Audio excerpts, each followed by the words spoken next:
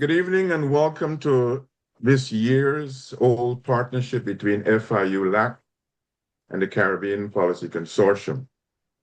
We take the opportunity every semester to have a conversation about things that are important to the region, to the hemisphere, to the world. And part of this partnership enables us to see the value of the two institutions that are part of the connectivity. And in the context of that connectivity, I want to invite first the director of LAC, secondly, the chairman of CPC, offer their brief remarks. Let me turn it over to the Jose Miguel for your remarks, Jose Miguel. Thank you, Dr. Griffith, and thank you all who are joining us in this first webinar in the 2025-26 series, CPC LAC series on the Caribbean, LAC-CPC webinar series. This webinar today called New Dynamics in the Americas Counter-Narcotics, Counter-Regimes is, as I said, the first one in a series that we expect will raise a lot of discussion, a lot of questions. And I just want to thank all our wonderful panelists, Dr. Wendy Grenade, Dr. Brian Fonseca, Dr. Jermaine Young, and Dr. Tamanisha Young, who have happily accepted to join this in this webinar. I also want to thank the partnership with CPC, especially Dr. Avilo Griffith and Dr. David Lewis for the continued support on this initiative of discussing about the Caribbean and the relevance of the Caribbean has to all of us in the region. So with that, I just want to reiterate my thankfulness to all of you who have joined, and I'll pass it to Dr. Lewis. Thank you, Jose Miguel. Thank you, Ivlo, for the introduction. I'm actually co-chair of the Caribbean Policy Consortium. We have a troika, which seems to be something in vogue in many places, of 3 co-chairs, which we founded CPC about 5 years ago. And we're very pleased that our principal academic institutional partner from those 5 years has been FIU LAC, and we've been able to maintain every semester a program collaboration, not only including webinars and events, but also publications, which you can find on the LAC website. So now to a new generational team at LAC, Claudia and Jose Miguel, muchas gracias for continuing the support with us. And I think 2026, which will be our 6th year of collaboration, will be key for that. Let me just add 3 points of substance, because I will not be part of the substantive discussion. But first and foremost, I think it's critically important that we start looking at Caribbean security issues and the agenda beyond what has always been the traditional focus of state actors, and especially the focus of the key state actor in the region, the United States of America. I think now it's very clear that we have a barrage of non-state actors affecting and leading security issues in the region, both for good and for bad, and also that we are now starting to see beyond the USA engagement in the region. And that is putting, and this is my 3rd and final point, which I hope will come out. I know Ivlo works a lot on this.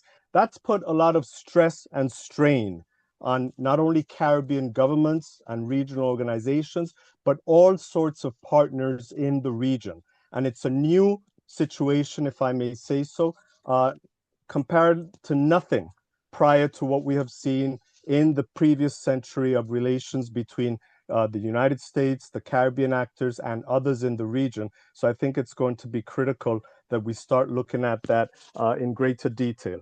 A final personal point, just to date myself, and a lot of times we sort of think that we analyze things and we're researchers, but we don't really get involved in much things. If you hear flippant comments about what I say with regards to military intervention and so on, well, it turns out 1982, 1983, I was just spending my end of my research as an undergraduate in Grenada, and the implosion of the Grenada government, and then the invasion of the United States. So some of us do actually have some activity in terms of when security issues take place. I was lucky to get out alive, but many colleagues and friends did not. So for many of us, this is not just a professional and academic and policy engagement, it's also very personal. So thank you all again. Good luck on the program, and we look forward to next year's program as well. Wonderful. Thank you very much, David. The political winds of change in the United States that returned Donald J. Trump to the presidency have resulted in dramatic adaptations in foreign and security policy pursuits that have caused symbolic and substantive storms across the international community. In the Americas, not only has there been course alterations in tariff and trade, but also dramatically in relation to counter-narcotics and power projection, with significant intrusion into the domestic politics of some countries. This webinar, New Dynamics in the Americas, Counter-Narcotics, Counter-Regimes, will examine some of the dynamics involved with a view to understanding some of the geopolitical, geonarcotic, and sovereignty implications involved, especially in relation to the Caribbean and Northern South America. We have the wonderful delight to have a team of colleagues who can bring their expertise individually and collectively to this conversation. So allow me to introduce them briefly, and then we will have their presentations, each person 12 to 15 minutes in the order in which I introduced them. We'll hear first from Dr. Brian Fonseca. Brian is director of the Jack D. Gordon Institute for Public Policy, and he's also an adjunct professor in the Department of Politics and International Relations at Florida International University. Brian is the founding executive director of cybersecurity at FIU. He also serves as a cybersecurity policy fellow and international security fellow at the Washington, D.C. based think tank New America. Brian has published widely, and I'll mention just a few of the books that he's been producing over the last decade. A book called Culture and National Security in the Americas. Another book with Eduardo Gamara on Democracy and Security in Latin America. One with Orlando Perez and Gabriel Marchella called New U.S. Security Agenda. Brian is a prolific scholar. Delighted to have Brian go first once we get started. After Brian will have spoken, we'll hear from Dr. Wendy Grenard. Wendy, who is very proud of having been a resident of Miami for many, many years, having graduated from University of Miami. She's a full professor at St. George's University in Grenada. Prior to her attachment to SGU in Grenada, she was at University of West Indies in Cayville, Barbados. Wendy is a specialist on international security, regional security, Caribbean affairs. She has a wonderful new book, Multinational Threats and Regional Responses to Caribbean Security was her first book. But early this year, she produced another book, among other things, works on the region, works on Grenada, including being editor of a work called The Grenadian Revolution, Reflections and Lessons. Following Dr. Grenard will be Dr. Tamanisha John. Tamanisha is an assistant professor of politics at York University in warm and sunny Toronto, Canada. Dr. John studies Caribbean development, sovereignty, and politics, as well as Canadian foreign policy, among other things focusing on class, race, and corporate power. She teaches courses on political economy, race, and peace, among other things. We will hear from Dr. John after Dr. Grenade. And then last but not least, we hear from Dr. Jermaine Young, an assistant professor of political science at Howard University, also a product, like Dr. John, of Florida International University's graduate program. He has been doing research on law, sovereignty, and racial governance in the Caribbean, particularly in regard to Jamaica. His current book project, On the Contract, traces Jamaica's long and complex encounters with emergency powers, demonstrating how legal discourses of necessity continually justified forms of state violence and repression. I think, ladies and gentlemen, colleagues all, we're in for a wonderful treat.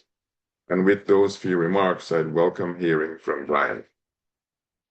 Dr. Griffith, thank you so much for the opportunity to be here. David, Jose Miguel, and the LACC team, grateful for the opportunity. I will say this, that I have been a student of Ives laws for probably 20 years, if not more, as many of us studying the region. And so, Ives law, thank you so much for your friendship and the incredible mentorship that you provided over the years. And this is the first opportunity I've had to actually sit on a session with him. And so I'm truly humbled at that as well. And so I was asked to talk, briefly about the U.S. policy approach to Venezuela and Colombia, and certainly right now, so much of the attention is being focused on U.S. policy towards Venezuela, particularly with the buildup of U.S. military forces in the Caribbean.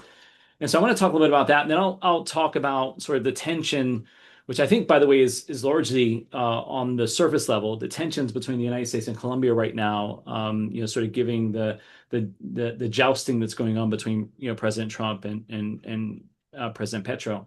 And then maybe some final conclusions, as we sort of wrap up in terms of what we think might be coming next. And so in the context of contemporary U.S. approaches to Venezuela, what we've seen over at least the last administration. Well, first, let me start with Trump 1.0, where much of the focus was on maximum pressure. It was largely rhetorical. There wasn't a whole lot of visible pressure on Venezuela in an effort to sort of provoke some type of regime change. Opposition forces have not been strong enough to displace the regime. And so Trump 1.0 really focused on maximum pressure, but it was largely sort of rhetorical. The Biden administration came in and sort of, deployed to a combination of sanctions, sanction relief, diplomatic pressure, and negotiations as an effort to try to, what I think the administration was doing, sort of put all their eggs in the basket of renewed democratic elections in July of 2024 in the hopes that there would be a resounding voice for change, and that with sort of the U.S. negotiations and pressure, that voice for change would be respected. And democratic forces would ultimately prevail, and there would be a changing of the guard in Venezuela, and the sort of the long process of restoring, democratic institutions and democracy in Venezuela. But last year, it was evident that despite the overwhelming and resounding demands for change, the Nicolas Maduro administration dug in, invalidated the elections, and essentially ensured that it was going to survive in power. And so then Trump 2.0 comes in, and there seems to be a return to maximum pressure. The big difference is it's maximum pressure that's far more visible than rhetorical. The deployment of U.S. military assets in Venezuela has been nothing short of unprecedented in this hemisphere. And in fact, in many ways, one of the questions I often get is this going to be Panama 1989, as David was pointing out earlier, in the Grenada context in 83. And my answer is often it's Panama 1903, not Panama 1989. In fact, Panama 1903, when the United States, Roosevelt at the time, parked a few naval ships off the coast of Panama, helping inspire Panamanian rebellion against the Colombians. The Americans were hoping that rebellion would lead to a free Panama and subsequent negotiations that the Americans would enter into with the French and the Panamanians over access to the Panama Canal. And so I think what we're seeing in the Caribbean right now is this mounting U.S. military pressure that's just slowly escalating over the last few months in an effort to create fractures within the political or military elite in Venezuela, in the hopes that fracture would ultimately displace Maduro, and there would be some type of transition. Unlikely a transition that went straight to the opposition. It would likely be some type of brokered transition in which some remnants of the current government and members of the opposition would govern through a period of transition, etc. But I think that's what the administration is hoping to do now, is that this slow escalation in military buildup is ultimately going to create those fractures. And I think that the administration is doing that up until the point of invasion or kinetic conventional military invasion on the ground. I think this would run counter to the Trump administration's persistent declaration of no new wars. I don't think that President Trump is interested in committing the American military to a pronounced on the ground presence in Venezuela. But the president may get backed into a corner if the continued escalation occurs and there's no fracture, and the regime is steadfast in place. Then the question becomes: does the U.S. president move from that position and ultimately have to commit troops on the ground, or come home and not save face at the same time, right? With this massive military buildup. That said, I think the U.S. is also trying to achieve a few things now. So when you think about U.S. policy towards Venezuela, it's not just about displacing Maduro and negotiating or seeing to some type of democratic transition. There's a few other things that are really important for the U.S. administration. I think one is certainly the issue of migration and ensuring that the engagement with Venezuela is going to address migratory patterns in which we've seen the largest refugee crisis, fleeing out of Venezuela, nearly 8 million over the last few years since 2019. And so I think migration is at the top of the list. So is U.S. energy and oil specifically. I think gold and other strategic resources are in there. But the U.S. would love to see American companies move back into Venezuela, in pursuit of energy and strategic mining interests. I think the third is the limiting of Russian, Chinese, and Iranian influence particularly.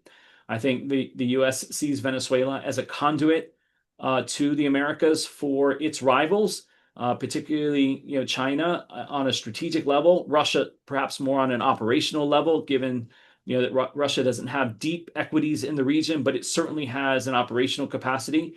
And then Iran maybe more at the tactical level. I think the United States is looking at Venezuela as that conduit, and so by sort of influencing Venezuelan policy, by transitioning Venezuela, it could address the issue of external state actors that are operating against American interest in the region. And I think last is again the issue around political prisoners and political repression. In human rights abuses. I'm not sure the Trump administration has articulated that clearly, but certainly people I talked to in the trenches within State Department and the now Department of War certainly talk about the political repression and pursuits of of human rights concerns in the context of Venezuela. And so I think those are the things that are driving American foreign policy in Venezuela right now. And again, the policy under the Trump 2.0 is characterized by a maximum pressure with the visible flexing of American military muscle, and I think that is in the hopes that it's going to create the fractures that ultimately lead to some form of a regime change. Now, the one thing I also want to address with this is that the issue around counter-narcotics, because this has been hotly debated today, whether or not Venezuela actually represents a significant part of the broader illicit trafficking networks in Latin America. And my response, and certainly Ivlal's written so deeply on this, and others on the panel can talk deeply about this, the Venezuela is not the most influential path for illicit traffic flows into the United States. But here's what Venezuela does represent. It represents a fairly low barrier to entry for the Americans to use the U.S. military to go after criminal networks. In other words, Venezuela is roughly, for the most part, it's isolated internationally. Targeting boats off the coast of Venezuela has somewhat limited geopolitical risk. It'd be very different if the Americans were to go into places like Mexico or Central America with boots on the ground. I think that would be a higher cost of leveraging the U.S. military to target illicit trafficking networks. And so this has both the on one hand, the pursuit of American interests vis-a-vis U.S. policy towards Venezuela, displacing the regime, limiting the influence of Russia, China, Iran, giving the Americans access to natural resources, and of course, transition to democracy. But at the same time, it's also about counter drugs, and in the event that the Americans and the White House can certainly boast that it is using the U.S. military under the designation of foreign terrorist organizations to target criminal enterprises operating in the region. And again, that's not without it's not without risk, and it's certainly not without tremendous debate, and that's both being debated in the courts and in the court of public opinion, nationally and internationally. And we've seen polls come out in the U.S. that say that there is not an appetite by the American people to target criminals using lethal military force. And so that debate is playing out here. But I think the administration feels that it's continuing to pursue that, and it did that in the sort of step out in pursuit of criminal enterprises under this idea that it would also give them a lower barrier to use the U.S. military in the context of combating drugs, and they can come back and say, we honored our commitment to the American people to address the drug issue, despite the fact that they're probably not focused on the right areas. The illicit trafficking flows through Mexico alone completely overshadow, especially when you talk about things like fentanyl, completely overshadow what's going on through Venezuela. And this idea that Maduro, Diosdado and others are in command and control of loose criminal networks like the Cartel de Soles or Tren de Aragua is a bit of a stretch. What they've done more so than have command and control is create a passive environment for these organizations to operate. And that was part of coup proofing. And so the regime has allowed these criminal enterprises to operate passively, as well as allowing members of the military to engage, tying the survival of those military members to the survival of the regime as part of coup-proofing Venezuela. And so I think that's been, in effect, the proximity that the regime has had to the broader illicit trafficking narrative. And so that's Venezuela. What I see going forward on Venezuela, and then I'll wrap with Colombia. What I see going forward with Venezuela is, I think, obviously, there are a couple of scenarios. My least likely scenario is that there is a U.S. invasion, although I think that Secretary Rubio is certainly pushing the Americans closer to that becoming a possibility. I don't think it's likely, but you could have some catalyst event that occurs that may then unlock that as a real possibility. Some type of miscommunication, or let's say, the Venezuelans fire on an American aircraft that may be trying to enter Venezuelan airspace, and it clips the wing. That's going to take us to war pretty quickly, likely. And so I think there could be catalyst events that get us there. There's also the issue that the administration has with coming home and saving face and not getting regime change, since there's so much been built around it. So could that be a catalyst, to intervention? And so I don't think that is the most likely scenario. However, I think the two most likely scenarios are, one, there is a negotiated transition in which members of the political elite ultimately negotiate an out for Maduro, in which Maduro and maybe a few others leave the country, perhaps set up shop next to Assad in Russia, whatever that might be. But certainly they leave the country, and then some structure, a combination of existing government and reformers from the Democratic caucus come to power and see a transition to elections, etc. That is a high possibility. My sense is that Maduro is not going to go quietly, so that may be a tougher one. But certainly that, I think, is more likely than an actual intervention on the ground. The second is the palace coup, right, in which you have a elite fracture either in the military or within the political elite that ultimately displace Maduro forcefully, which is I think also a possibility. And I think that's what the Americans are really hoping for, is one of those two latter to occur. And I think they get everything else with it once new forces, new democratic forces and new government comes to bear. And so we'll see how this plays out. I will tell you that what's in the Caribbean now is built around a Marine Expeditionary Unit. as a former Marine, I had the opportunity to deploy on 2 of these in my military career. These Marine expeditionary units are usually out there for 6 months at a time. And so we're 3 months into likely a 6-month tour. Now, that's not to say that the president or the Secretary of War can't, sign something that extends them, or a new Marine expeditionary unit comes in and replaces. That'll be contingent on where they are. But I suspect the first phase of this broader strategic phase is probably somewhere in the ballpark of what the Marine Expeditionary Unit is meant to do. And then, of course, with the Ford and sort of making its way, it now gives the Americans the ability to strike land targets off sea and not have to risk escalation through flying F-35s into Venezuela. And so that's Venezuela. Very briefly on Colombia, because I think Colombia is I think it's really Petro and Trump right now. I mean, this is the U.S.'s most strategic partner in the region, closest, longest standing partnership between Colombia and the United States. And I recall discussions during my time in the military that this was sort of akin to sort of the U.S. relationship with the Five Eyes, right? The English-speaking countries. Colombia is our most strategic partner historically, and of course that dates back to the massive investment the United States made in Plan Colombia, which conceptualized in 1999, but really rolled out in the 2000s, where you had an upwards of $12+ billion invested by the Americans into helping address counter-narcotics and counterinsurgency issues. And that also then sort of rolled into issues like trade, environmental cooperation, the support around peace process, and of course migration issues. And so I think that is very much in place. And in fact, I think today, the countries are still deeply cooperating on issues of counter-narcotics, and as well as sort of issues around counterinsurgency or peace process support relative to the ELN and the FARC. It's certainly not as deep, and it certainly ebbs and flows, but the conversations going on between the United States and Colombian security professionals in the trenches happens on a daily basis. But I think the challenge is, of course, both President Petro and President Trump are loud, boisterous presidents who love to engage in visible confrontation, and I think that has elevated the sense of challenge between the two.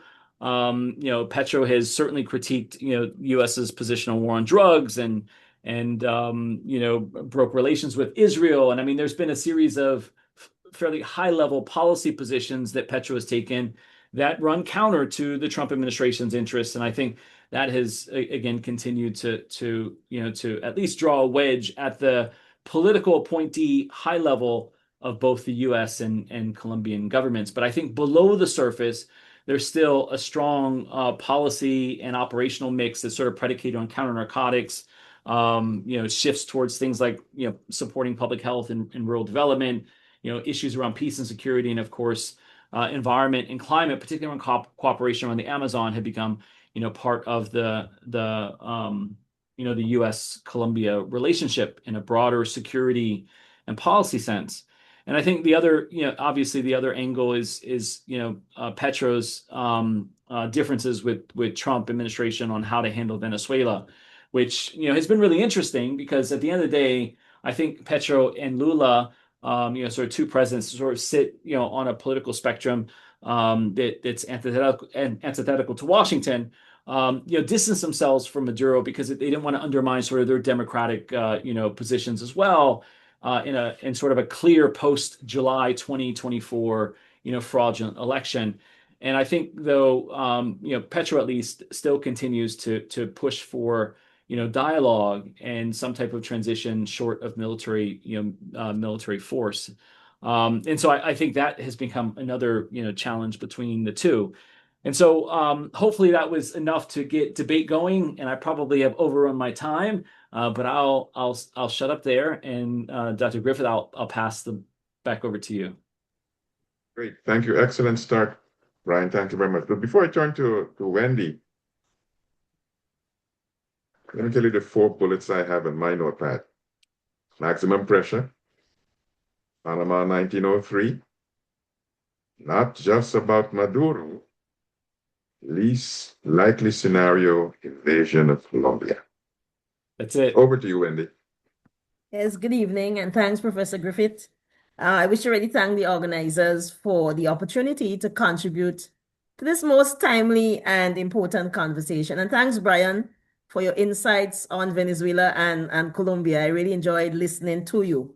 My remarks are titled Paradoxes of Sovereignty and Security, the Case of Grenada and the U.S. Radar Request.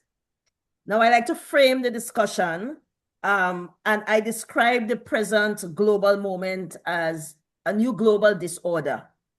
And this is a working definition, shaped by the convergence of three mutually reinforcing dynamics: geopolitical rivalries, the expansion and sophistication of transnational organized crime, and the proliferation of intense, pervasive, intermestic issues that blur the boundaries between the.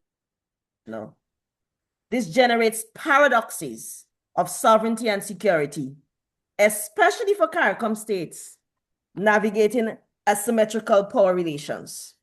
Now, the central question I'm trying to tease out is, what does the Grenada Radar Request reveal about sovereignty, security, and the emerging strategic landscape in the Americas? I would first outline some known facts. Then I would analyze three sovereignty security paradoxes for some concluding reflections. But I must say this is a work in progress. The case is ongoing as we look at the hemisphere and shifts in the security landscape. Let's get to the case. What are the known facts about the case? On the 9th of October 2025, the Grenada's Ministry of Foreign Affairs confirmed the receipt of a U.S. request for the temporary installation of radar equipment and associated technical personnel at the Maurice Bishop International Airport. The government indicated that the Ministries of National Security, Legal Affairs, Foreign Affairs, and the Grenada Airports Authority were conducting technical analysis. The statement emphasized that any decision would be guided by sovereignty, public safety, and national interests, included concerns about tourism, aviation, and economic well-being. So let's look at the debate. A spirited debate followed within Grenada, in some parts of the Caribbean, and indeed in the diaspora. On one side of the debate, some observers argued that the government should say yes with conditions. And these were the reasons. Grenada's economic dependence on the United States, including a threatened ban on fish exports. It was argued that the US is Grenada's largest tourism source market, and in fact, US arrivals were 54% of total tourist arrivals in 2024. Another argument was the economic footprint of St. George's University, which contributes roughly 20 to 25% of Grenada's GDP. Another argument was measures such as visa restrictions. And in fact, the US had revoked the visa of a cabinet minister not too long before this request. So, since this school of thought argued that Grenada had no choice, given its size and its vulnerability and its over-dependence on the United States. On the other hand, another more, and I think dominant view, argued that Grenada should say no to the United States on the following grounds. One, Grenada is a sovereign independent state, and its sovereignty must be respected. Two, in a complex multipolar world, the principle of neutrality must anchor Grenada's foreign policy. And three, because of geopolitical rivalries, and we heard Brian speak about China and Russia and so forth and so on, there is need for genuine non-alignment, which allows Grenada to be friends of. Another reasoning here is that becoming deepen Grenada's vulnerability and again to great power conflict. A fifth reason undermines the Caribbean as a zone of peace. Another Transnational organized crime, it was argued, is a serious security threat.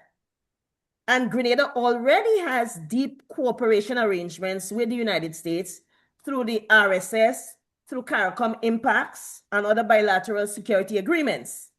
The point was often made that no to the raider request in no way denies the need for continued security cooperation with the United States partners. And importantly, historic memory. David spoke earlier of his being in Grenada in 1982-83.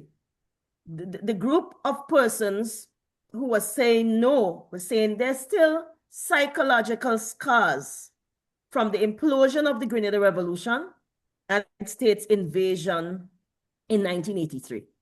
So that in summary was the debate. Now, what was the response on the ground?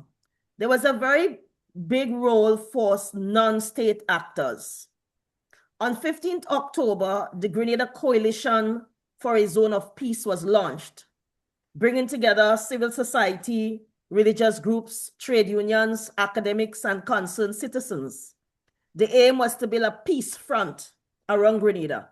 And I here wish to thank my colleagues in that movement who really organized and mobilized in a very short span of time to bring attention to this issue. Now, what did the coalition ask for? It demanded inclusion making, public consultation, regional cooperation, and importantly, it reaffirmed the LACC's 2024 declaration in a zone of peace, grounded in non-intervention, sovereignty, and peaceful coexistence. So throughout October, the coalition engaged in education campaigns, press briefing, and a peace march in collaboration with a group of concerned citizens.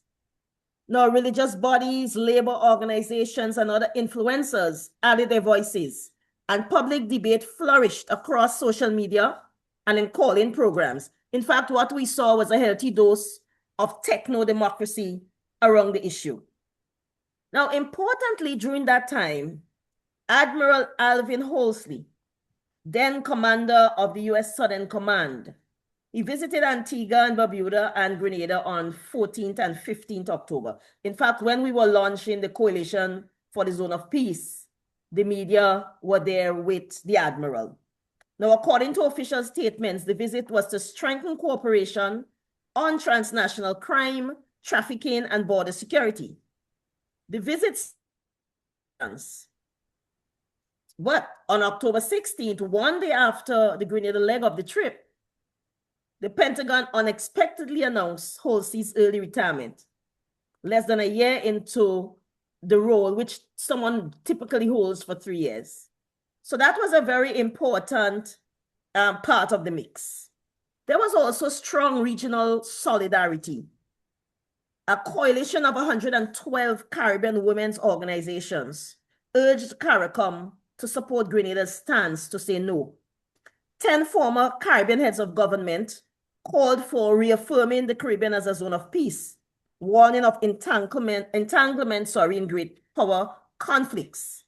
CARICOM itself issued a statement, and there were statements from the Caribbean Congress of Labor and other regional voices also waiting. And we were all waiting to hear what the government of Grenada what would its response be.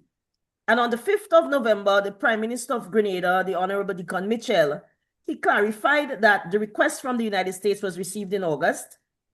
He said that the airport is a civilian facility in a country without a military. And he argued hosting military-type radar raises operational and regulatory concerns. The Prime Minister did go on to say a comprehensive assessment was underway to determine technical, legal, safety, and the implications for international law. He said no decision would be, public and civil society input would be considered. What was important though, the Prime Minister did not indicate yes or no. He did state, however, that the US had given a deadline for a response and that deadline had passed. So it is for us to interpret what the Prime Minister meant by his statement. So I want to briefly get to what I'm calling the paradoxes of sovereignty and security. The imperatives of sovereignty and its growing practical limits. And Professor Griffith, I know you have written extensively on sovereignty, and in one of your latest work, Challenge Sovereignty, you actually asked, how sovereign is sovereignty? And you made a point about Westphalian sovereignty and argued that it really wasn't there anywhere. But in my view, for developing states such as Grenada, sovereignty is a critical symbolic asset, even when challenged and practice. And there was a spread view that Grenada needed to negotiate and assert its sovereignty, precisely because in the absence of military capabilities and hard power, sovereignty is all that you have in principle, even if not in actuality. So the question became, how much of its challenge sovereignty must Grenada need, and at what cost to the state and the people within it? So the second paradox, external, the asymmetry of power. This request was not made in a vacuum. Grenada operates within a highly asymmetrical security relationship. Security requires cooperation, intelligence sharing, and extensive external support. Grenada and the rest of the Caribbean depend heavily on US cooperation in terms of fighting transnational organized criminal networks and so forth and so on. But even when framed as cooperation, the power imbalances mean the requests carried implicit pressure. So the paradox is that security must be defended most vigorously, where power asymmetries make it hardest to exercise. Because it is challenged, it must be defended. And that is paradoxical. The third paradox, interdomestic pressures, that's pressures between the domestic and the international, further constrain sovereignty. And what we saw, the government was caught between external strategic pressures and internal political expectations. So sovereignty is constrained not only by external actors, but also by the domestic political cost of both action and inaction. So there would be a cost to action, there would be a cost to inaction. The government really did find itself between a rock and a hard place, and therefore the Prime Minister's statement to Parliament did not say yes or no, confirming the paradox. So in summary, Grenada's dilemma exemplifies the sovereignty. The state must defend the principle of autonomy, even as its security realities force reliance on external powers. The US request makes visible the gap between the symbolic imperatives of sovereignty and the practical limits developing states face in managing transnational threats, balancing domestic expectations, and navigating the new global disorder. So what are some lessons from the case finally? Sovereignty continues to be contested, continues to be negotiated, but paradoxically, it must be defended. Second, security collaboration is imperative, but it must not further compromise sovereignty. Third, the zone of peace principle, with its emphasis on non-intervention, non-alignment, rule of law, etc., must be reaffirmed collectively. The Caribbean is a regional security complex. Therefore, security regionalism is a necessary imperative to preserve Caribbean sovereignty and peace. However, the zone of peace principle does not deny the danger of transnational organized crime and the need for communities of peace within state boundaries.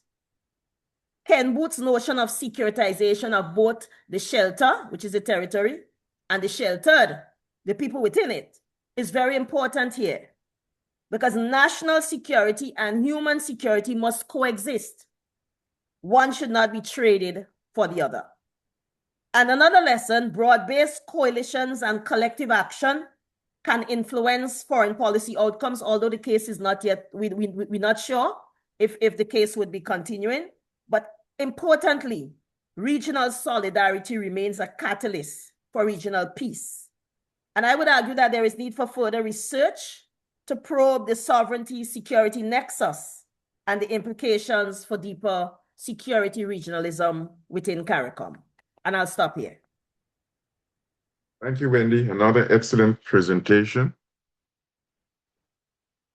When Wendy spoke of some known facts, my mind went back to another gentleman whose first name is Donald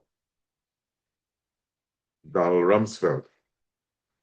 He's the one who in 1982, I think, or 1981, offered this proposition, which first generated some hilarity, but has been used by me and others as a way of reminding the realities of life. He talked about known knowns and known unknowns. He also talked about unknown unknowns.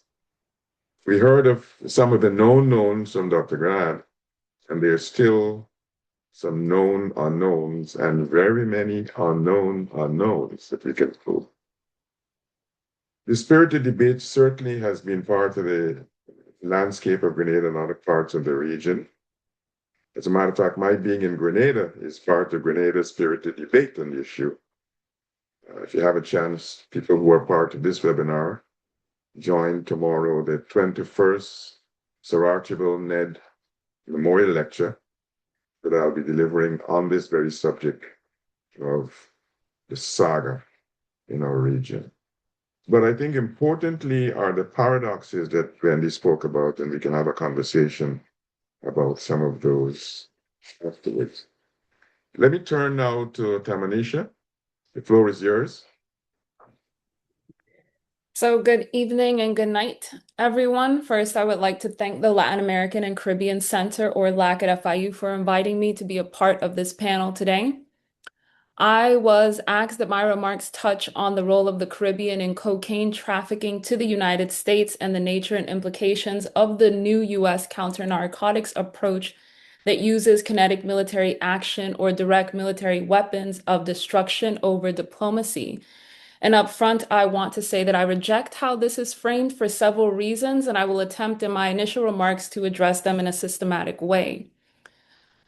To start, I prefer to use the term cocaine trade or trading in cocaine instead of trafficking, since the term trafficking automatically comes with negative moral associations and criminal designations when in fact drug trading, and especially in the Caribbean where many states' economies are dependent on US trade and external tourisms, exists at the intersection of poverty and US-led capitalist imperialism. Caribbean states with no real program to address poverty and dependency, as well as their associated traps of high unemployment and high levels of underemployment, make it so that citizens in these places actively seek out other opportunities for employment or to increase income in ways and or in sectors that are criminalized or become criminalized in some form, even when and if people view the illicit trade only as supplementary to their low formal incomes due to underpaid jobs or no job at all.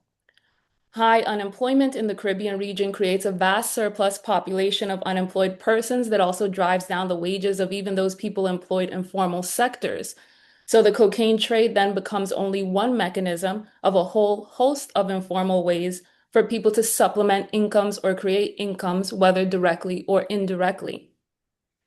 Outside of the negative association with the term trafficking and the utility of cocaine and other informal means of supplementing one's living standard or creating a standard, it is also the case that the U.S. Central Intelligence Agency, or the CIA, participated in the cocaine trade in the Caribbean and laundered profits in Miami banking systems. However, when we read about the CIA's participation in developing and encouraging trading in cocaine, this is typically spoken about in terms of smuggling versus trafficking, because smuggling is a more transactional relationship, even if it is illegal. And on the other hand, trafficking does not denote a transactional relationship, as it is often understood with these more violent and coercive connotations. So if the US CIA can engage in trading in cocaine and not attribute its participation in trafficking terms, I don't think we should be uneven when we talk about other agents engaged in the cocaine trade in the Caribbean. Regarding the part of the cocaine trading that ends up in the United States, now that we have those negative associations gotten rid of, this trade logically follows economic supply and demand, where there is consumer demand in the capitalist system that will then dictate flows of any specific good, including cocaine. For example, the cocaine trade is not marginal or insignificant. Rather, it is a key part of the global economy with a turnover similar to global corporations like Allianz or Volkswagen, according to Statista in 2020. And as a significant part of the global economy, trading in cocaine provides employment for hundreds of thousands, if not millions of people globally, according to Desmond Arias and Grisafi in 2021 for Duke University Press. Thus, it is not so much a question of trafficking to the US as it is about trade, which implies sets of infrastructure, even if people are unaware of when or at which point they're implicated in cocaine trading. Nonetheless, like all infrastructure, there are certain points within the global supply chain that cocaine interacts with power brokers, whether they be NGOs, governments, businesses, or organizations of people. Given that a supply chain for cocaine exists and cocaine consumption in the United States, Europe, and increasingly other parts of the world fuel the global sale and business of cocaine, we discuss it in terms of criminality and violence, since unlike other global sales or businesses like Volkswagen, cocaine is criminalized due to the addictiveness of the product and the ways that it negatively impacts people, families, and communities. In 1986, Clark Kinder in the Journal of American History, talking about United States narcotic foreign policy between 1930 and 1962, noted that the US promoted an undefined anti-drug consensus that was used both to combat illicit drugs and enforce US ideological goals designated to be in the interest of US national security in ways that played on latent xenophobia in the US. Now, of course, this is during the Cold War or the era of decolonization, where the US saw itself as ideologically opposed to a communist threat, with an undefined anti-drug consensus alongside an ideological goal to defeat communism at a time when many states are starting to become independent and in need of capital in the Caribbean. We start to understand how US state agencies become complicit and participants in drug trading and the proliferation of drugs in the Caribbean. Though a lot of work in this area has been done in regard to Latin America, less has been done on the Caribbean, but we do get substantial insights when looking at US anti-communist foreign policies in the Caribbean and the types of formal and informal treaties that this created. In 2013, for the University of Miami Inter-American Law Review, Lewis Jr., when looking at the extradition treaty between Jamaica and the United States and the saga of Christopher Dudas Koch in the 1980s, notes that the US actually enabled drug trafficking from Caribbean countries, namely of marijuana in the 70s and 80s, so that these dons, or what we would now call gang leaders today, could attain capital to provide social welfare in their communities as they simultaneously served as bulwarks against communism in the region. According to Lewis, even after the US preferred Prime Minister Seaga won power, the US did not wish to pressure Seaga's government to eradicate marijuana fields and exportation because Jamaica had become a close ally in the war against communism, and the US believed that pressure would have forced Jamaica back into Manley's more leftist stance.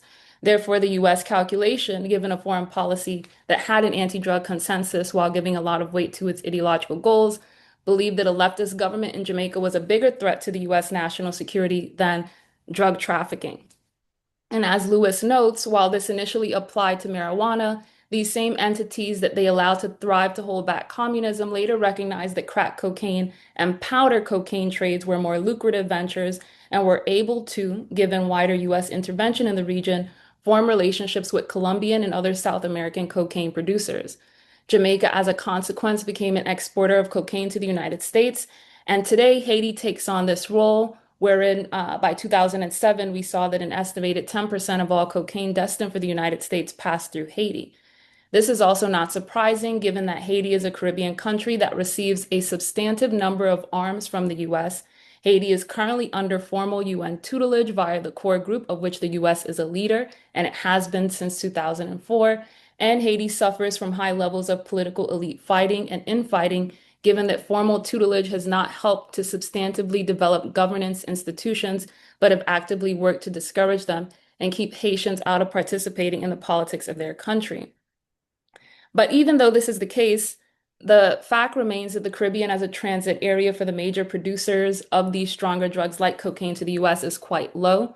The Caribbean is not a major transit hub of cocaine to the US, and this is according to the US government database and according to the Drug Enforcement Administration, or the DEA. Though it is true that given the number of uninhabited islands in the Caribbean, alongside the more formal porting or shipping infrastructures, Caribbean states are seen as ideal shipment points for drugs. Much of that trade is concentrated in the eastern Pacific vector off the coast of Colombia and Ecuador, and of course via land in Central America. Logically and factually speaking, given growing demand for cocaine in Europe, it would make sense for Eastern countries in the Caribbean corridor, including off the coast of Venezuela, to engage in the trade that makes its way to Africa and Europe versus heavy competition that exists to the West and up through the US, especially given that Colombia is one of the major cocaine producers.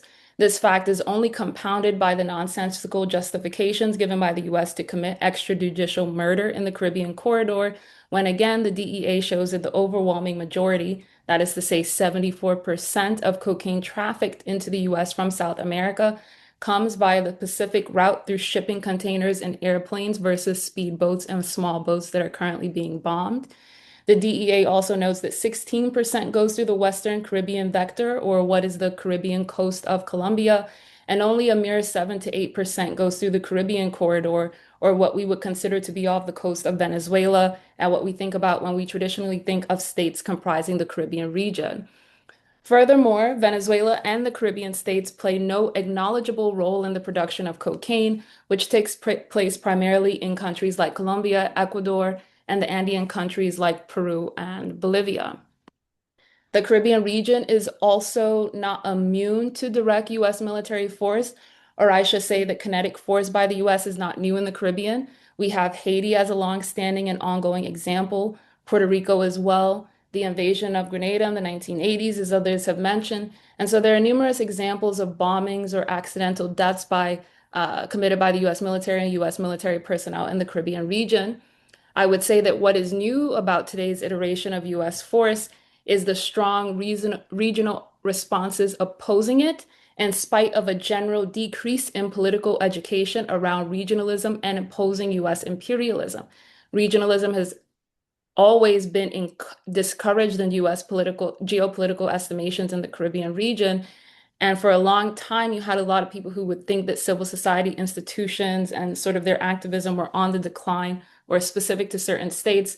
But we really see that US military buildup presents this contradiction, where renewed US military presence in the region has forged regional connections of various groups, now asking more critical questions related to sovereignty and self-determination against US imperialism.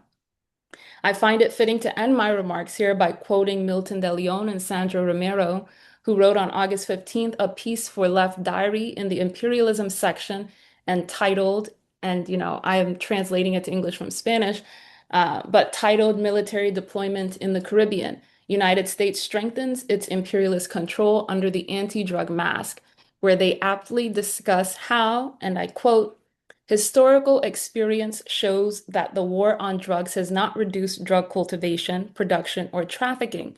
Instead, what it achieved is legitimizing the growing US military presence in the hemisphere. Colombia, Mexico, Central America, and now the Caribbean function as laboratories for a strategy that, under the pretext of combating drug trafficking, seeks to consolidate political, social, and military control. This deployment is not simply about imposing brute force, it is part of a broader positioning in the struggle for regional hegemony. The United States seeks not only to guarantee the subordination of local governments and elites, but also to shape consensus and legitimize power structures that sustain its economic and strategic dominance. Militarization and social control operations are part of a power structure that combines coercion and persuasion, articulating institutions, narratives, and political alliances to maintain US supremacy against rival powers and any initiative for regional autonomy. In this sense, the quote-unquote war on drugs functions as an instrument of hegemony, It presents itself as a legitimate security policy while ensuring the obedience of states and restricting the space for sovereign or independent projects in Latin America and the Caribbean. Wonderful. Thank you. Another excellent presentation. Let me make two quick observations before I turn to Jermaine. Part of Brian's presentation and elements of Amanisha's presentation suggests for me to share this first observation. Last week, I spent most of the week in Trinidad and Tobago, and one of the things I did while there was participate in the launch of a new study dealing with the global cocaine dynamics, just out about a month ago. But hear this, there is not a chapter on Venezuela. There is a chapter in Ecuador, there's a chapter in Colombia. In the context of the global supply chain, there's a discussion about Asia, about Africa, about Europe, which brings me to my second observation. And part of that observation is captured in this study. The last 3-4 years have witnessed an increasing supply to Europe and not to the United States.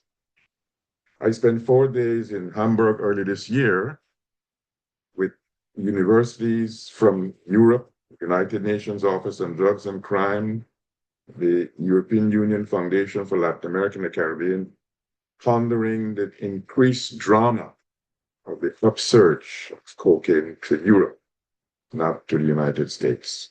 So I thought I'd share those two observations before I turn it over to Jermaine. Floor is yours, Jermaine. Thank you, Professor Griffith, and thanks FIU for inviting me to speak here today. Wonderful presentations by my fellow panelists. So I've been tasked with examining 3 issues today. Firstly, the delicate position in which Trinidad and Tobago finds itself in relation to, its support for the U.S. The second one is the consequential friction within CARICOM based on this support. And finally, mutual hostility with Venezuela. I will begin, by offering a few remarks. Just like Tamanisha's presentation earlier, we should remember that the Caribbean, and by extension Latin America, is a constant site for U.S. intervention, right? We can think of Haiti and the DR in the early 1900s, Cuba, Jamaica in the 1970s, Grenada, which Wendy spoke about in 1983, right? In terms of Trinidad and Tobago, a number of other caveats here. I would not claim that I'm an expert there, despite having some friends and who I met through my studies at the University of the West Indies, Mona. But there are similarities across the region with a number of countries, and for historical and contemporary reasons. In terms of contemporary reasons, I'm talking about the fact that they're small island developing economies with limited power in the globe, right? I'm not an IR scholar, but I can look at this through a realist lens. So let us start with this tripartite set of issues which are all interlocking, right? So Trinidad and Tobago's delicate position in supporting the US. All right, so first and foremost, domestically and internationally, Trinidad is seen as favorably as quite wealthy, right? Up to last year, 2024, the World Bank would have listed its GDP per capita at 20,000. Nevertheless, it is a space that is plagued with crime and violence, right? And for example, according to Insight's Crimes Annual Homicide Roundup, it registered the Twin Island Republic at 45.7 homicides per 100,000. This easily placed it within the top 5 Caribbean countries that have such a high murder rate, right? It is suggested that this is primarily driven by gangs, and these gangs have expanded over the years, and they're involved in a plethora of businesses, if we want to call them that. Human trafficking, arms and drug smuggling, cyber fraud, contract killings, all of that, right? So we're setting up there now whereby this is going to be, of course, a problem at the domestic level, right? And there has to be a solution. The current Prime Minister, Kamala Persad-Bissessar, believes that, as far as I can see, in a more proactive and direct militarized approach, right? During her first term as PM, she declared a state of emergency to curb crime and violence in the Twin Island Republic in 2011, in fact.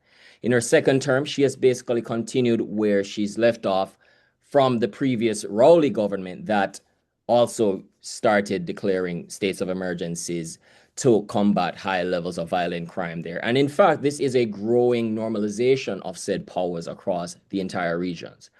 So for obvious reasons, we can see then why she's supportive of the Trump admin's claims that they are engaged in my estimation, on one of the flimsiest of pretexts in a war against drug cartels in the Caribbean. Nonetheless, I say here that this is only partially true, since we have to consider other factors for Trinidad and Tobago's high murder rate, primarily the high influx of U.S. weapons into the Twin Island Republic, and also local politicians being involved with organized crime there. Nonetheless, this is what she has, or she would retort and say, in a BBC report on the issue. She says most Caribbean countries, and Trinidad and Tobago in particular, have been facing rampant crime for the past 20 years. Small island states like ours simply do not have the financial or military resources to confront the drug cartels. Now, this is her stance, right? But if we are to interpret it another way, and I am using the words here of a colleague of mine, Emmanuel Kwashi, he's an assistant professor at Mona, and he gives another alternative explanation, one centered on what I've been talking about in terms of realism, that is power politics. And he says here that it's, Trinidad's response to this problem is centers on the structural realities of small state geopolitics. In the international system, states like Trinidad and Tobago, without the military capacity to independently defend their borders, with limited influence in global affairs, often have to engage in delicate balancing acts, right? So their security and diplomatic options are constrained. If we take this from a realist perspective, basically acting in one's self-interest, it is not surprising then that Trinidad and Tobago has chosen to align with the U.S. position on Venezuela here, right? This alignment more or less reflects the strategic calculus of weaker states that depend on stable relationships with a dominant power, especially when a regional crisis intensifies, right?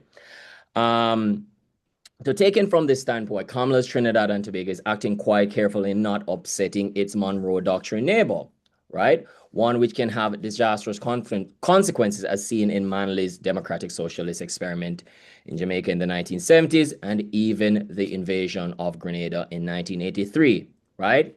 In fact, we should also point out, and this is the final point on the first point, is that there are several initiatives already that Caribbean nations have signed on to, specifically ship rider agreements that allows the U.S. Coast Guards to go into the Caribbean and board vessels in this support of this counter-narcotics narrative, right? Which more or less, of course, constrains their sovereignty. In terms of point two, the consequential friction with CARICOM, I will now turn to the emblematic words of the founding Prime Minister of Trinidad and Tobago, incidentally. He once remarked that 1 from 10 leaves not, right? So very famous words for persons that are, steeped in Caribbean politics and history. And this was on seeing Jamaica's withdrawal from the West Indies Federation, which essentially collapsed that political union in the early 1960s. By doing so, or uttering these words, he also withdrew his country from the said federation within the same time period. What is my point with this analogy in relation to CARICOM? I say, is 1 from 50 now equivalent to naught due to the CARICOM declaration, with the exception of Trinidad and Tobago asserting it is a zone of peace? My response to this is, I don't believe so, no. Rarely does CARICOM act in full agreement on certain issues, especially those concerning internal migration, economic issues, and the final court of jurisdiction, the Caribbean Court of Justice. So for example, during around Trump admin, 1.0, there was the issue of Juan Guaido. That drove a wedge between several Caribbean countries. 5 of them sided with the Trump the first admin's posturing of saying that Juan Guaido was the legitimate, ruler, legitimate sovereign of Venezuela. These countries include Bahamas, the Dominican Republic, Jamaica, and St. Lucia. Here, I'd like to point out that we have to remember that political parties often profess some political ideologies, many of which they don't really align with their practices. For example, the current party of Kamala Persad Bisesar, the UNC is technically a center-left party historically, while the Republican Party, as we know, says it's to the right, although in its current iteration, many have described it as more or less fascist. Besides that point, in saying this, Caribbean leaders will often try to endear themselves to US leaders for both international clout and local political gain. For example, we can think of Jamaica's Ciaga during the Cold War and Dame Eugenia Charles's of Dominica's support for the invasion and taking a stronger stance against Grenada in the 1980s. So in sum, CARICOM, the Caribbean Community of Nations as we know it, and its attempts at regional integration have been stymied over the years since its inception by what I'd like to call Carib skepticism, right? A play on Euroscepticism with the EU, whereby many local leaders do not want to lose national sovereignty to Chagaramas in Trinidad or any other CARICOM institution, right? They want to preserve as much national sovereignty as possible. The final part in this tripartite presentation is focusing on this so-called mutual hostility with Venezuela, right? We should point out here, we should know, scholars of history should know that, for example, Trinidad was a Spanish colony administered from Venezuela until the British took control in 1797, right? Therefore, there has been a historic movement of people, trade, and culture across the narrow strait that has always been at play, right?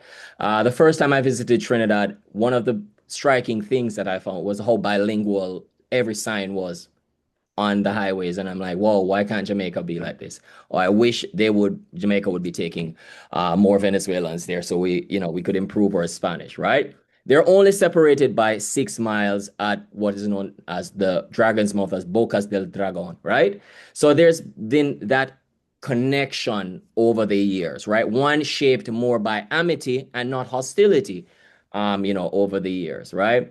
If we come to more contemporary formulations of this, there have always been strategic collaborations on in terms of oil. For example, they have to share large gas reserves in the Gulf of Paria, right? For example, there has been numerous agreements with the most likely one, or the most recent one, the 2023 Dragonfield agreements from the same place that I just talked about, where it signaled joint exploration of gas fields between both countries in this sense. So there's always been this history of friendship between them. If we take it even one step further, for example, between 2018 to the present, Trinidad and Tobago actually becomes one of the highest, or hosts. It has the highest per capita host of Venezuelan migrants, right? Around 40,000 of them are registered or believed to be in Trinidad and Tobago. And of course, this has somewhat strained relations despite Trinidad still hosting them. This is what the former prime minister had to say in defending a tougher policy on deportation. He said, "We are not in China, we are not Russia, we're not America. We are a little island, limited space, and therefore we cannot and will not allow UN spokespersons to convert us into a refugee camp," right? I also want to put the issue of Guyana and Trinidad seeing what's going on in Guyana, right? Why do I mention Guyana? Guyana has discovered large reserves of oil. In 2023, there's been this historical dispute between Venezuela and Guyana. In 2023, Venezuela created a consultative referendum on Guyana, which basically says that we're going to annex at least 2/3 of Guyana, known as the Essequibo region, right? So there are those sticking points that I would like to point out. In terms of, we come to this idea of hostility now, we only see this emanating under or largely developing with this current administration of the Prime Minister Prasad Bisesar. And in fact, the support for U.S. military operations have, strained those relations. So much to say that the Defense Minister Vladimir Padrino, talks about this in terms of self-defense. And he says, I say these to governments to whom the United States sent a drafted communique. I mean the governments of the Cooperative Republic of Guyana and the government of the Trinidad and Tobago, who have played along. I say to you that if they attack us from your territory, you will also receive a response that in a legitimate defense, right? So there's the war of words that's now going on, and this has now escalated into action. The same, dragon field agreements that I just talked about, they've been suspended by Venezuela on October 27, 2025. The following day, the Venezuelan National Assembly declares the Trinidad and Tobago Prime Minister as persona non grata. And this is the Prime Minister's response. This only continues his pattern of trying to intimidate his smaller neighbors. I think Guyana. Why don't Maduro and the rest of the Venezuelan government mention President Trump? Why don't they declare him persona non grata? Let me just tie this back now all to realism, right? If there's this common mantra that there are no, permanent friends, just permanent interests, then we should expect what, the current UNC government is trying to do, from the perspective, as I said, of, trying to crack down on homicides, trying to think or go it alone in what it views as a strategic alliance with a much more powerful global partner, which is the US, because the US already considers the Caribbean its backyard. And finally, what's going on near Venezuela, meaning Guyana, and as well as Trinidad. So this is part of all, all three of these parts really are connected if we are to look at it from Trinidad's perspective, a realist perspective, despite myself not subscribing overtly to this IR school of thought. There ends my presentation, and I look forward to questions. Excellent. Another sobering presentation. Influence of weapons from the United States, using the realist paradigm to analyze the circumstances. Amity, not hostility. I'd like to come back to talk about that, because it was Eric Williams in 1975 who had a long treatise about Venezuelan hostility. And Guyana needs to be part of the conversation. Thank you all, colleagues, for sobering thoughts. Let me turn now to the questions. We've had the good fortune of having several questions already posed. And even better, some of them have been addressed, thanks to Brian. What I'd like to do then is to put other questions that have not been addressed as yet. And I want to start with the one directed to Dr. Grenade.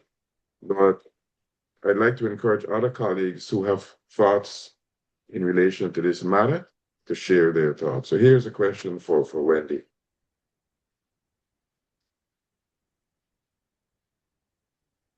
Professor Grenade has clearly outlined the security sovereignty dilemmas of very small states. Here's a question, Wendy. What might be some of the internal measures actors like Grenada could take to boost their capability, to boost their capacity to respond to the new scenario of global and regional insecurity and uncertainties. What might small states like Grenada do to boost their capabilities, their capacities to respond and to manage the global scenario? After Wendy, if anyone else has a comment, I would love to have them offer them. Yes, thanks for the question. I always say that developing countries cannot go it alone, small states like those in CARICOM. And I think strategic diplomacy becomes very important, but that strategic diplomacy must be part of a larger collective diplomacy. If Grenada, through the OECS and through CARICOM, could have a stronger voice on the international scene with 14 votes, they could have better leverage. It's no way that a small state could try to navigate these very complex waves of the international system alone. But what has to happen domestically as well?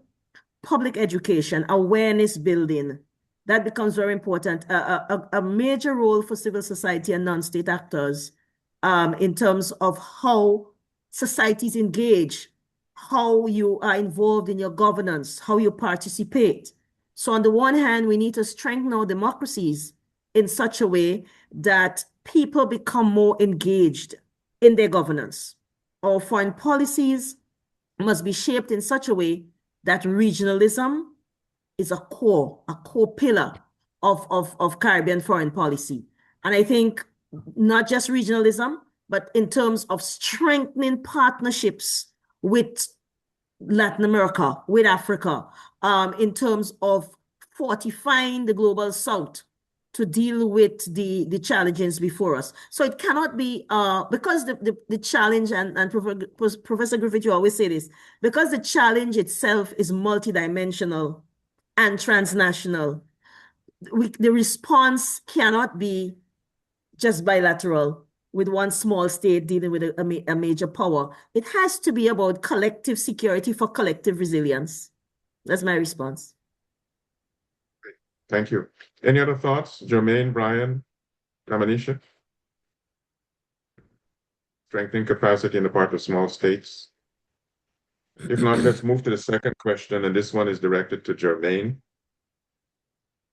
In the case of Trinidad, is there not a special security relationship with the United States dating back to the years when Trinidad hosted a US base at Chaguanas? While Dr. Williams was able to negotiate the end of the US ownership of that space, is there not an ongoing security cooperation relationship with the US dating from that era? And of course, given Trinidad's historic and geopolitical relationship with Venezuela, I fully agree with your proposal, your portrayal of this delicate position at that time.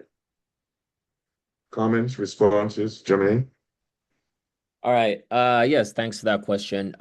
Based on my knowledge of history, I know of the base at Chaguaramas, even visited myself.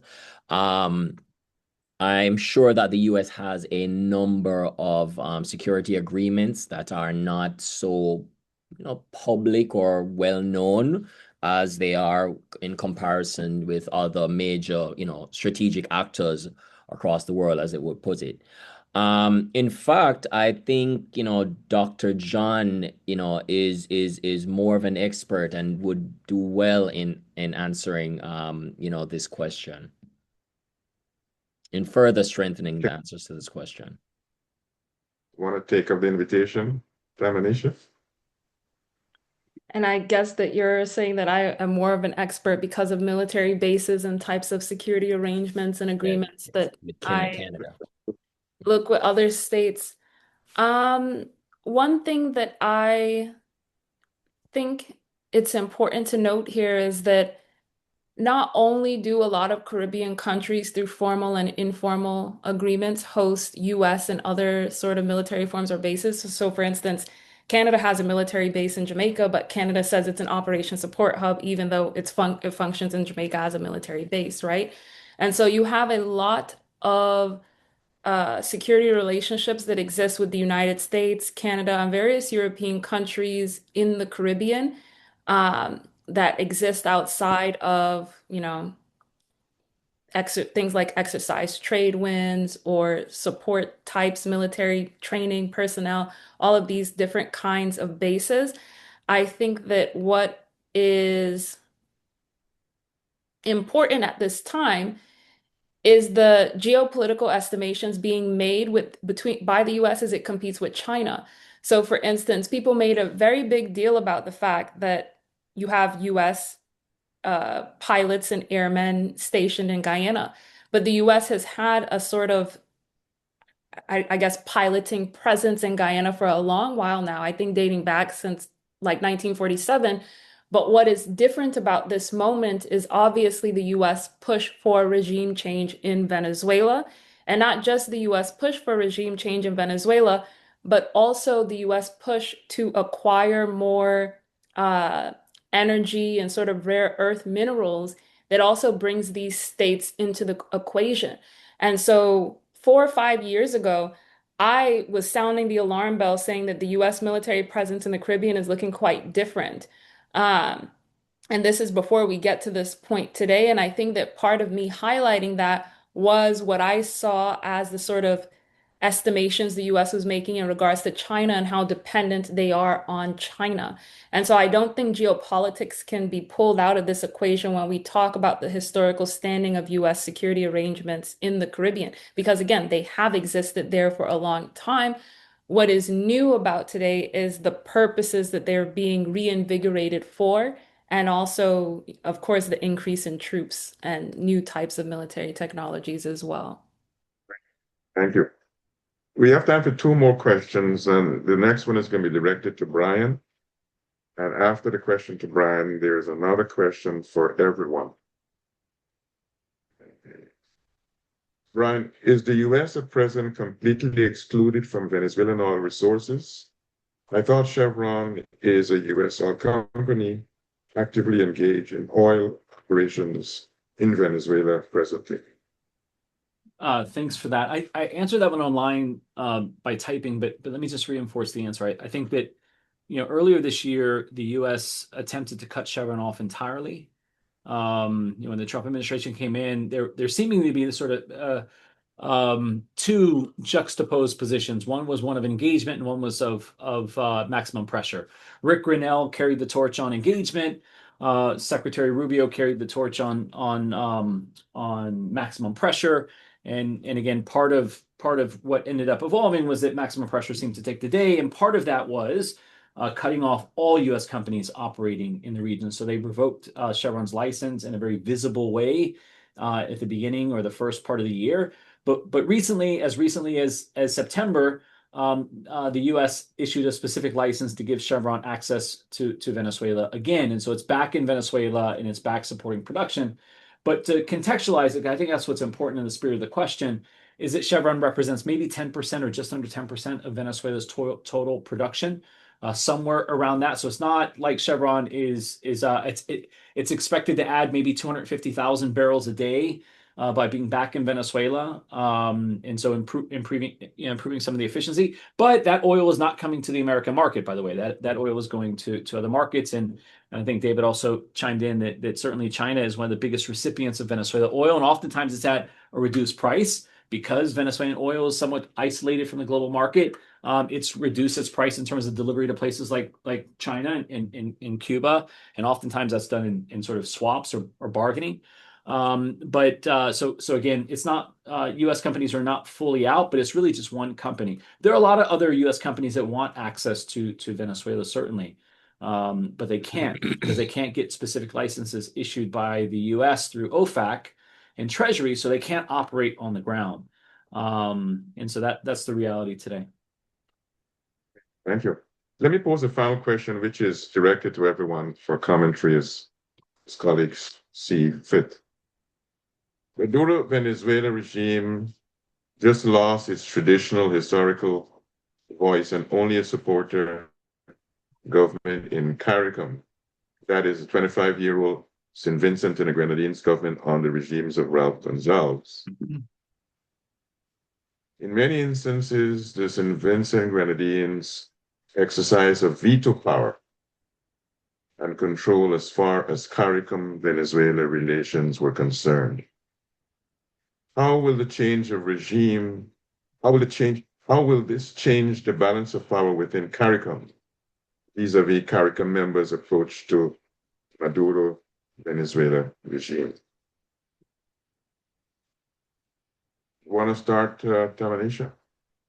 Any thoughts on the dynamics of particularly Eastern Caribbean Venezuela relations over the years? St. Vincent and the Grenadines Prime Minister being the longest standing leader in the region, who was a staunch ALBA member supporter of Maduro. So I don't think that there is ever any sort of straightforward answer. I think that a lot of people talk about, oh, Venezuela is isolated, Venezuela is this, but the truth of the matter is that a lot of Caribbean states have very diplomatic relations with Venezuela, not just directly with Venezuela, but also through partnerships between Venezuela and China in the Caribbean as well. Ralph Gonsalves' government has always uplifted or says that it uplifts leftist governments in the Caribbean region. But a thorn in his side has always been the fact that under his tenure in St. Vincent and the Grenadines, he opted with a minority of Caribbean countries to recognize Taiwan over China, for instance.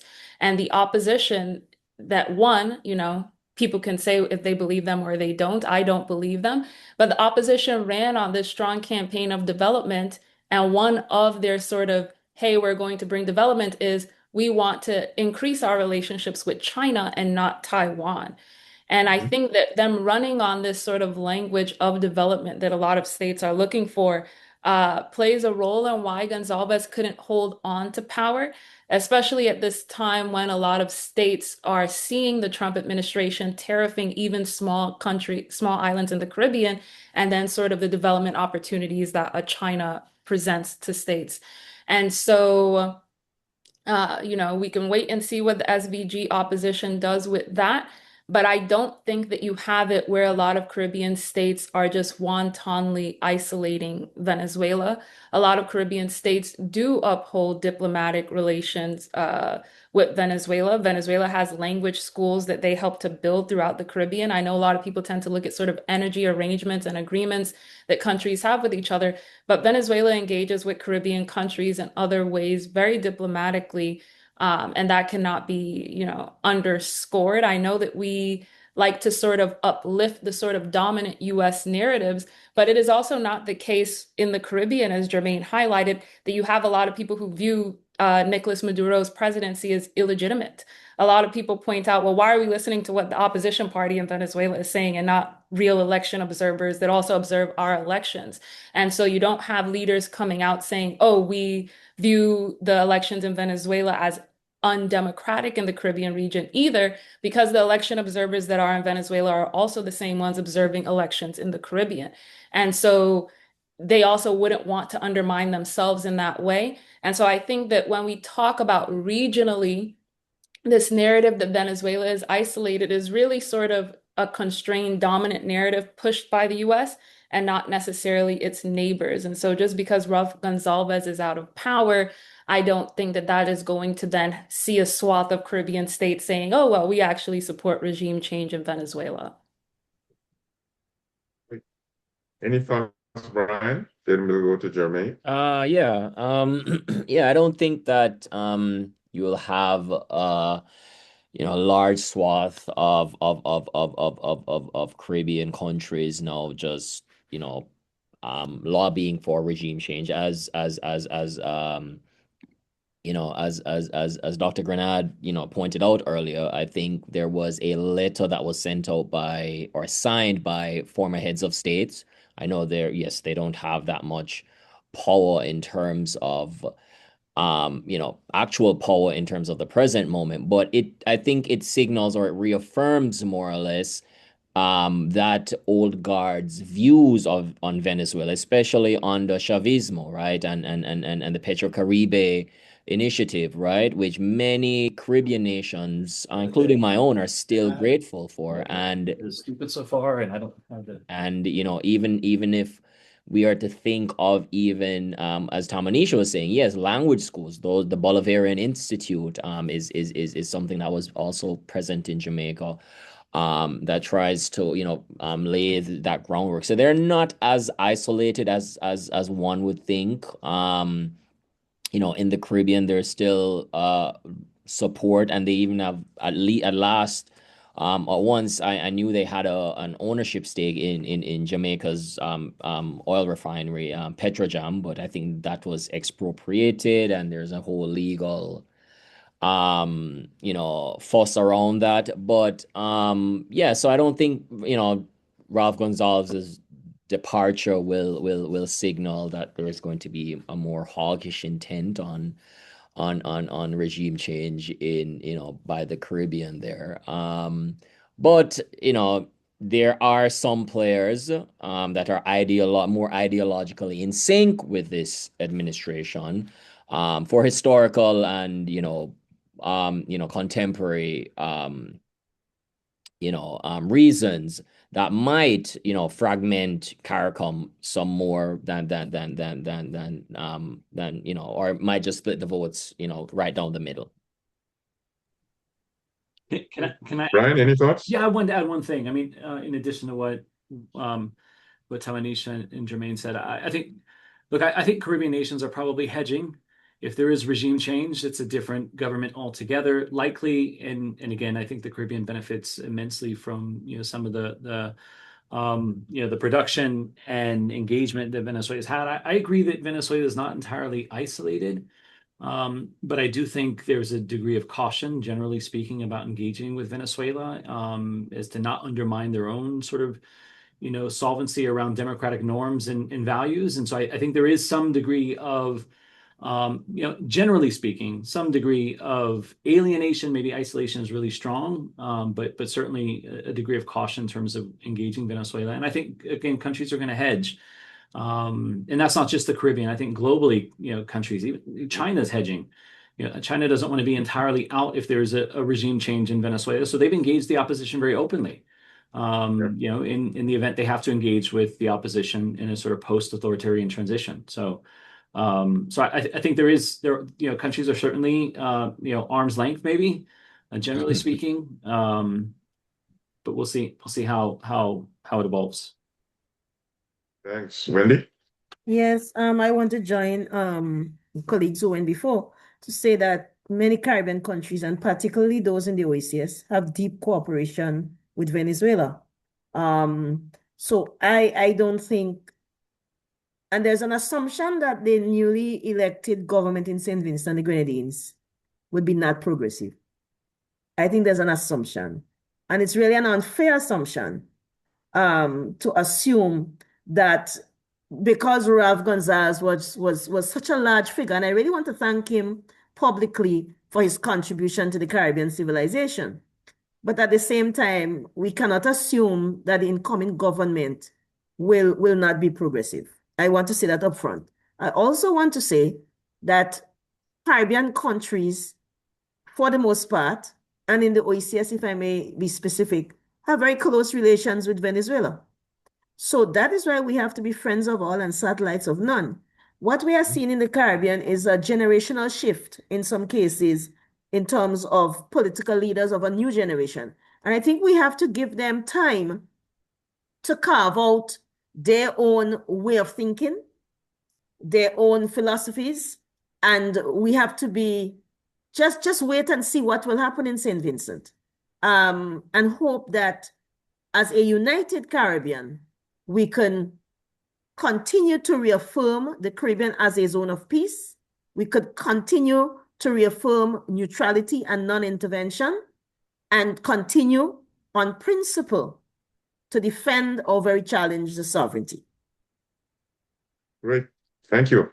Let's, as we come to the end of this webinar, do the following.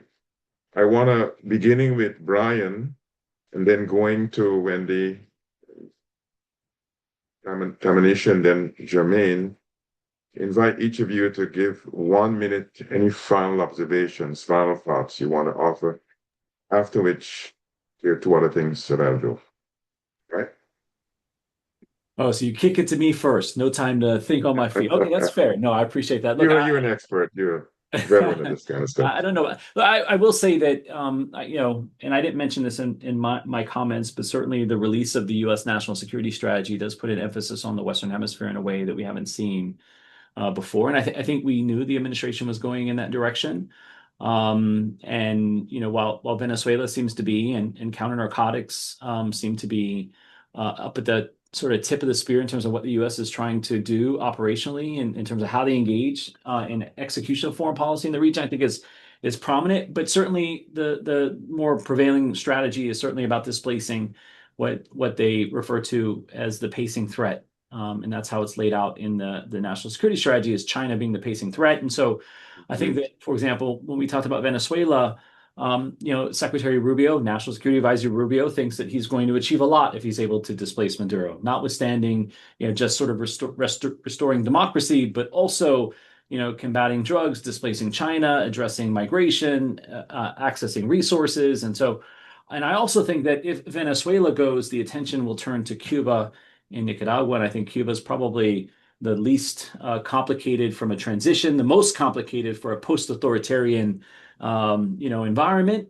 In Nicaragua, to some degree, I think that the administration is going to put that emphasis there. And so I'll end there. Great, thank you, Wendy. Yes, And then Jermaine. I think in the Caribbean we have to advocate for a broad-based peace front. We have to reimagine what sovereignty must mean, and we have to continue to collectively work for the kind of Caribbean that Caribbean people deserve. We do not have control over how great powers would engage in their geopolitics. What we have control over is how we can shape our responses. And I think regionalism, a meaningful, genuine Caribbean regional security architecture, is important. Despite the challenges, despite the geopolitical rivalries and all of that, I remain cautiously optimistic that Caribbean people have what it takes to ensure we build a peace front around the Caribbean with a broad-based coalition, bringing in civil society, non-state actors, state actors, trying to defend this space, because we deserve to live in peace in this hemisphere. Thank you much. Thank you. Tamanisha, and then Jermaine. Yes. So, though the drug trade is discussed in terms of violence and its negative effects on society and politics, I think it's important to again reiterate that a lot of the trade occurs peacefully under mechanisms of self-government at the margins of state power. Violence or these crime narratives exist at the intersection of poverty and capitalism, as I noted earlier, and in the Caribbean, dependency always plays a role in this. And so violence, or what is regarded criminal, is also relevant for how the unemployed or underemployed engages with the state. And it is this relationship to the state and to others with the capacity to engage in violence that produce these violent dynamics within the trade. And I want to reiterate what my colleague Jermaine noted earlier, perhaps more forcefully. There are no guns or weapon manufacturers in the Caribbean region. These weapons of violence are imported predominantly from the United States. And addressing violence and crime associated with drugs requires more than addressing demand, including based on addiction, and requires more than strong arming countries and people to comply. It requires addressing how states are integrated into the global capitalist economy and the impacts that this integration has on people's livelihoods and standards of living. It calls on us to address the fact that approaching 60 years of independence for some states in the Caribbean, integration in the global capitalist economy, and subservience to U.S. imperialism have not seen substantive improvements and developments or the strength of sovereignty and self-determination in too many of our states in the region. Wonderful. Thank you. Jermaine? Yeah. Thoughts? Yeah, thank you. I'd just like to, put a few words out there. 80 persons have lost their lives. I don't want to live in a world whereby the state, any form of state power, can come and kill someone and then make up whatever claim without providing any proof. That is not how a criminal justice system, the rule of law, that's not how things are supposed to operate, right? This, enactment of a state of exception in the Southern Caribbean is, of course, troubling. It's troubling the fact that some people are going to lose their lives, some people are going to lose their livelihoods, mainly fisher folk, right? I want to end by, thinking about looking to Jean-Jacques Rousseau's Principles of the Right of War. And he often makes the point forcefully that, the state of war really exists between nation states and not citizens, right? So we've solved the problem of anarchy at the domestic level. It's now towards the international level. And pessimistically, there is a problem there whereby there's a lack of enforcement mechanisms. Moral shaming can do so much and no more, right? But again, I'd like to reiterate, 80 persons have lost their lives, right? And there needs to be some level of accountability. We see Congress pushing towards there a little bit.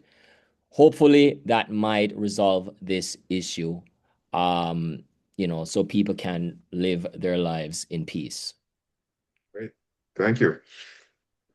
To the colleagues who are joining us from wherever part of the world you're joining us from, I think you would agree with me that this has been an excellent conversation, bringing a variety of perspectives to bear on a matter that is a continuing saga, and that likely will continue as a saga into the new year.